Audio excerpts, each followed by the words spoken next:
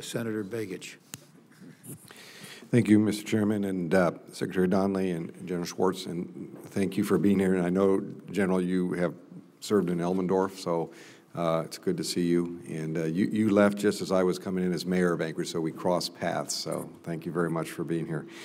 First, I want to say thank you to the support that is coming through the military construction. It's a little over $65 million, which is a positive thing for us. And as you know, we continue to grow the bases up there, and they're very strategic in the long-term defense of the country.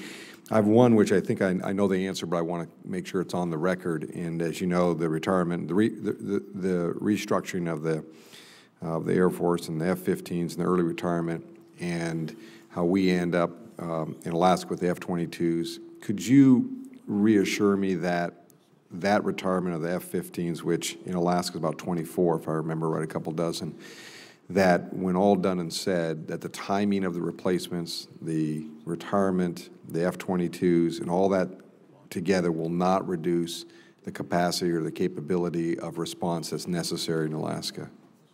Sir, it won't. And I would just qualify one thing, that the 24 aircraft you mentioned may not tail number by tail number actually retire. In many cases, we will be reassigning those aircraft to other units, either National Guard units, to replace yet older aircraft. Within Alaska or throughout the system? Throughout the system. Okay. Throughout the system, and that we will be one of the rationales, and I understand Senator Chambliss' skepticism on this, but one of the rationale is that this adjustment will allow us to invest in those machines that we're retaining by putting, for example, the electronically scanned array radars on the airplanes that they currently do not have, or the infrared search and track capability, which they currently do not have. So this is not just retiring older airplanes. It will allow us to keep the best frames on a frame-by-frame basis, as well as put equipment on them that will make them more viable, you know, in the years ahead. Thank you for that explanation. Again, I just want to make sure I'm clear that through this transition, it will not reduce the capability of Alaska's role in its strategic role with regards to the Air Force specifically. We will have there will be capability in Alaska to defend Alaskan airspace. That will not diminish.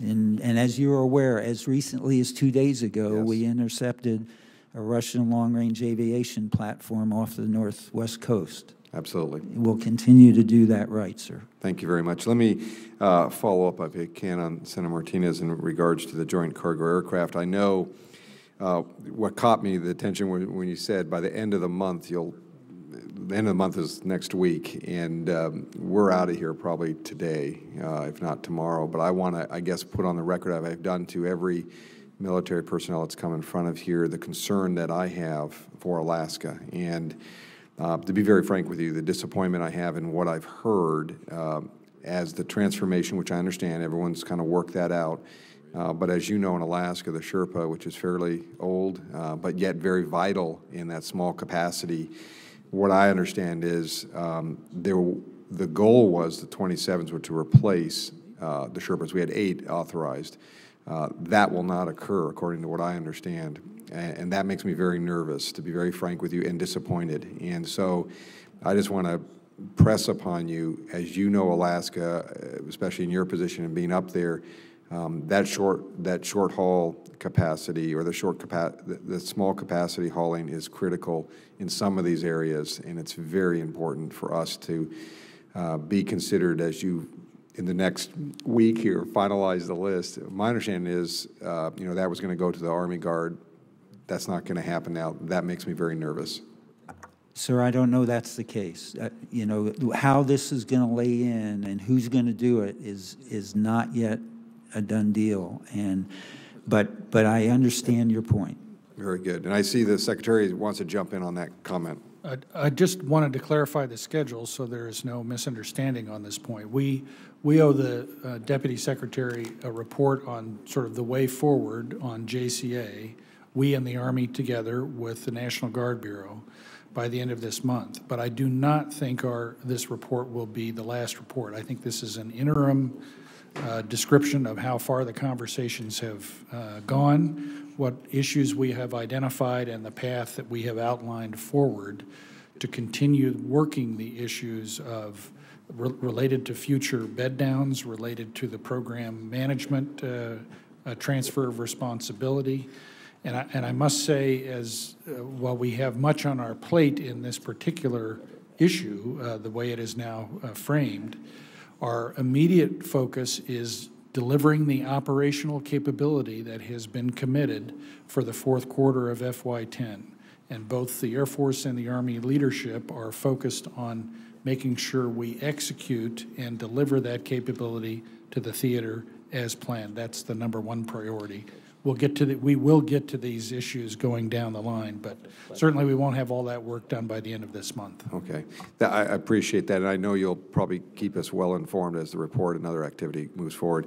One issue, and it's one that, again, I know, General, you'll be familiar with, and I noticed we have not done the research and what it means yet, but I looked at the budget, and we're working with your staffs now just to understand it, but the Alaska Civil Air Patrol was cut about $800,000, which in Alaska, the Civil Air Patrol is truly life and death in what goes on there. And so we have not finalized what that means yet. We're working with your staff, but it is of concern of the impact. That's a significant number in what happens up there. And as you know, it is truly the backbone to a lot of our ability to protect people and ensure their life safety. I just wanted to put that on. The other one, there's some minor, but yet for us, of course, there are major reductions of some of the one-time allocations, but two that really stuck out was the coal to liquid initiative, which I know the Air Force is very focused on alternative energy, renewable energies, really doing a great job. And matter of fact, General Carlisle and I have talked about this as how that has been a hallmark in a lot of ways of what the Air Force is doing. And it concerns me because that cut is a 50% reduction in new technology. And when you think of all the states in this country, Alaska has 50% of the coal of this country. You can combine all the states, we have more. And this project, even though it was a kind of a last-minute ad last year, is becoming more and more developed. And I would hope there would be some review and reconsideration. Obviously, I'm going to be pitching that because I believe in, especially around coal, that we have to continue to use and review new technologies because it's not fully clear what it all means yet. And I think Alaska has great potential there.